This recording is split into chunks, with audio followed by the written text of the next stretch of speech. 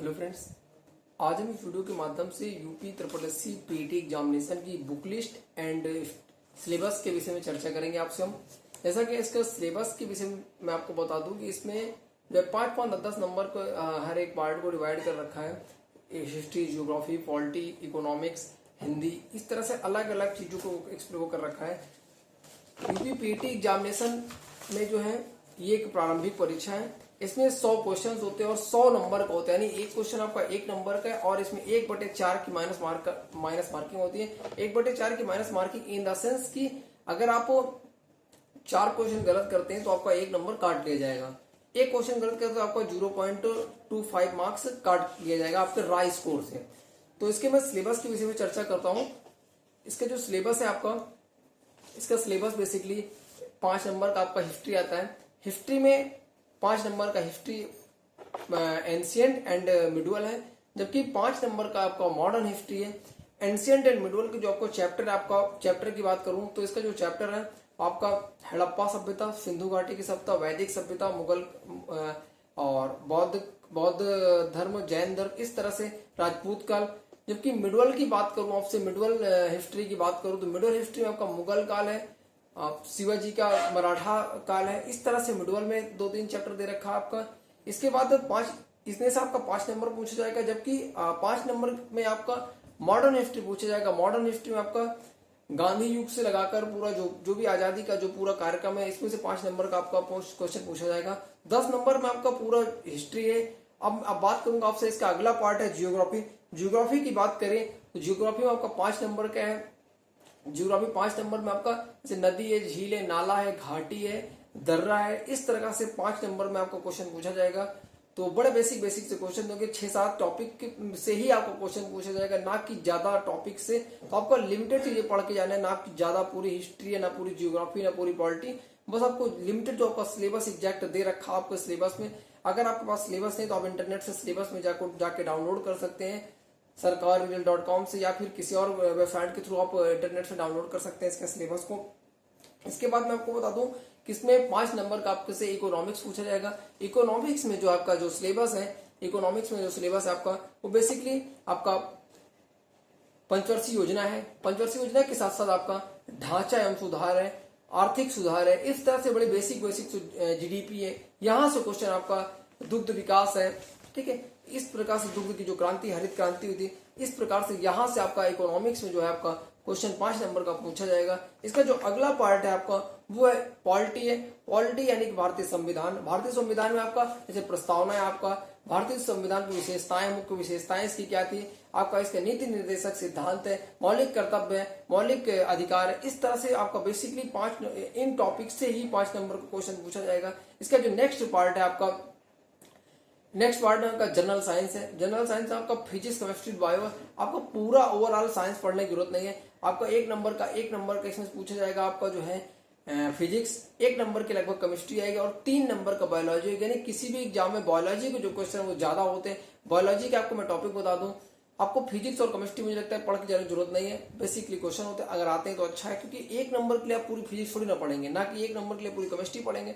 तो आप बल्कि छोड़ ही दे, बचता 3 नंबर, क्योंकि एक नंबर इंपॉर्टेंट मैं जानता हूं, लेकिन 1 नंबर के लिए पूरी हिस्ट्री कौन पढ़ेगा, सॉरी पूरी केमिस्ट्री कौन पढ़ेगा।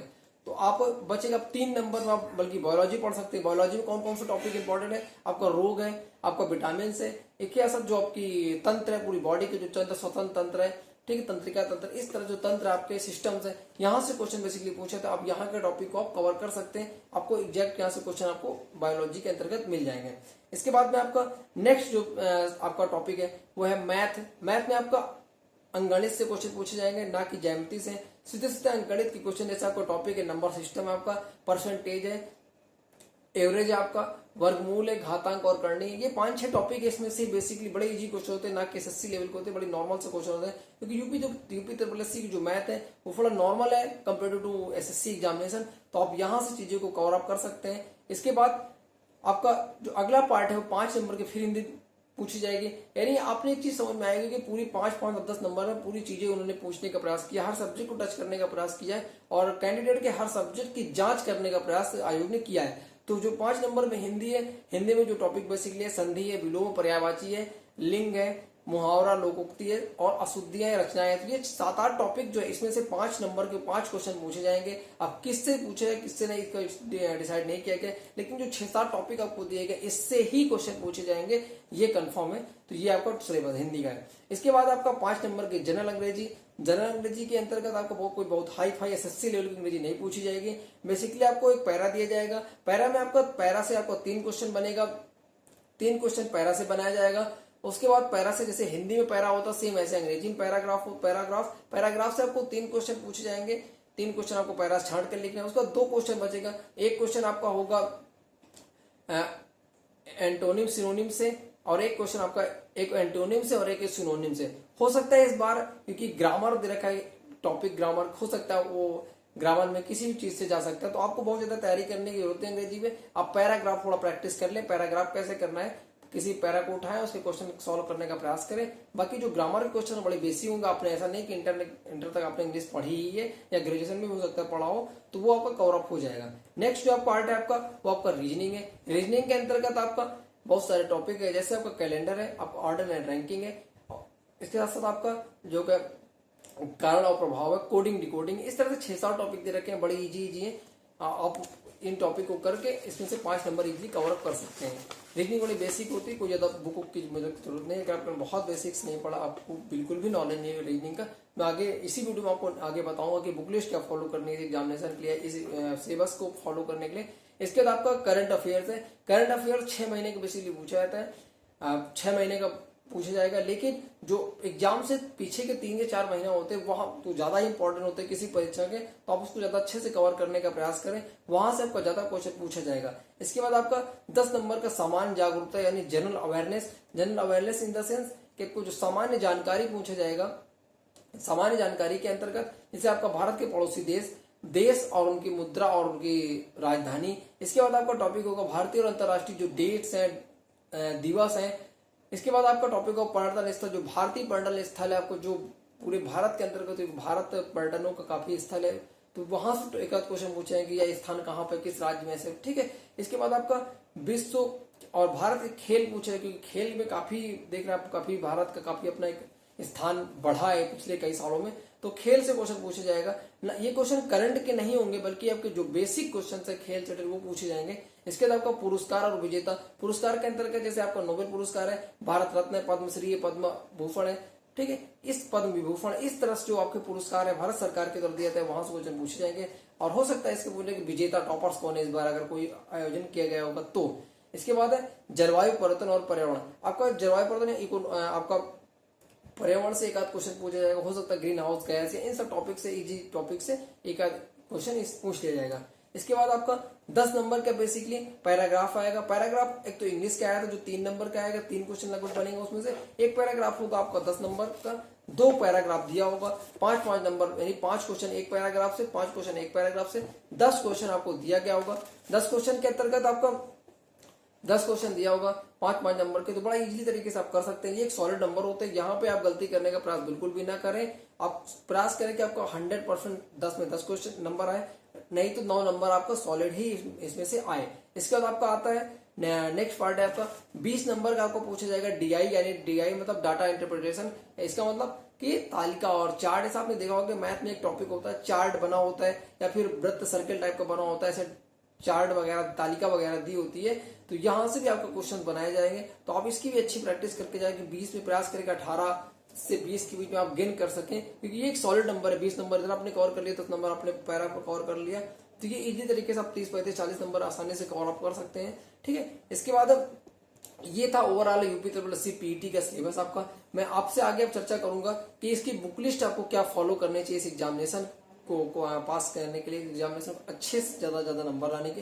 तो सबसे पहले मैं आपको जीके के विषय में चर्चा करूं, तो आपको जीके के जितना भी पार्ट है आपका ओवरऑल, चाहे वो हिस्ट्री हो, चाहे वो ज्योग्राफी हो, चाहे वो पॉलिटी हो, चाहे इकोनॉमिक्स हो, जितना भी ओवरऑल आपका, चाहे जनरल अवेयरनेस हो, जो भी आपका जीके का पार्ट है, उसको आप इजी तरीके से लूफेंट जो आपकी नीली कलर की बुक आती है बड़ी से, आप उससे कवर अप कर सकते हैं। ये एक बहुत ही बेसिक और बहुत ही अच्छे लेवल की किताब है, और ये हर वनडे एग्जाम की प्रिपरेशन करने वाले कैंडिडेट्स के पास होती है। तो आप इस बुक को पढ़ के अपने जीके को टॉपिक को क्लियर कर सकते हैं आसानी से। इसकी क्वेश्चन कहीं से भी प्रैक्टिस कर सकते हैं इंटरनेट से वगैरह से।